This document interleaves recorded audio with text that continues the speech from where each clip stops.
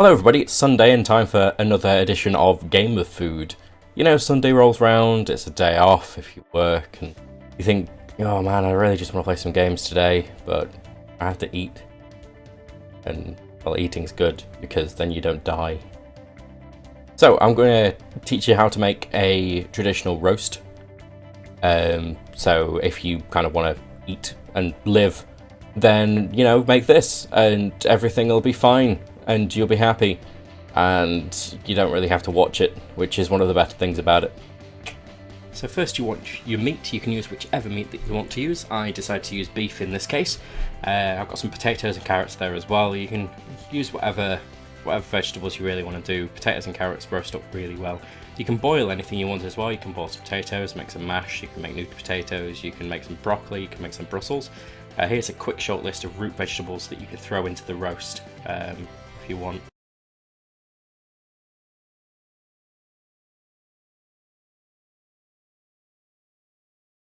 So you want to put your meat into the dish. There is going to be blood because meat is bloody meat. Peel your carrots and chop them all up, chuck them all in there, and then you want to do the same with your potatoes. Now, if you don't have a roasting tin, a knife, a peeler, a chopping board, you know, anything like that, then what are you doing? Go buy one.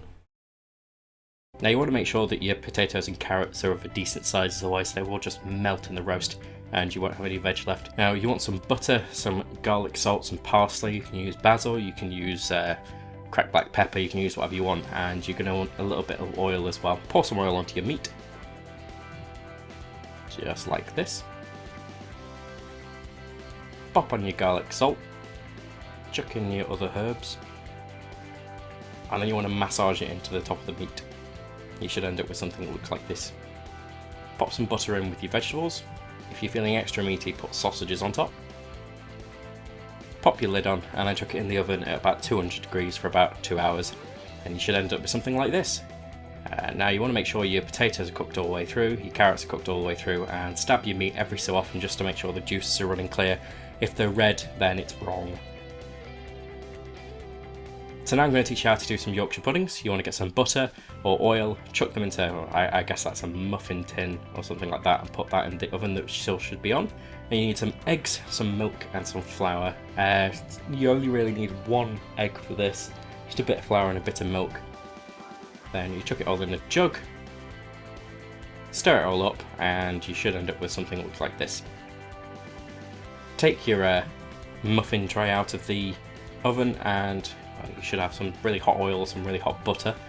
Pour a little bit of your mixture into the bottom of it all, just a tiny bit.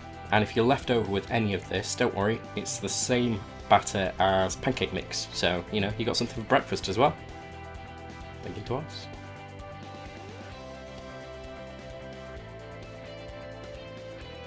Pop that back into the oven,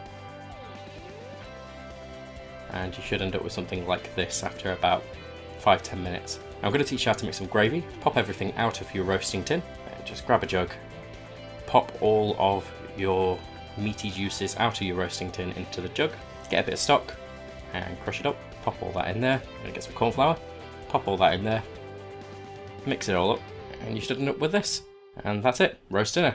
Tasty delicious. Indeed. Yes. And that's a roast dinner. They're tasty and nutritious depending on what you're cooking.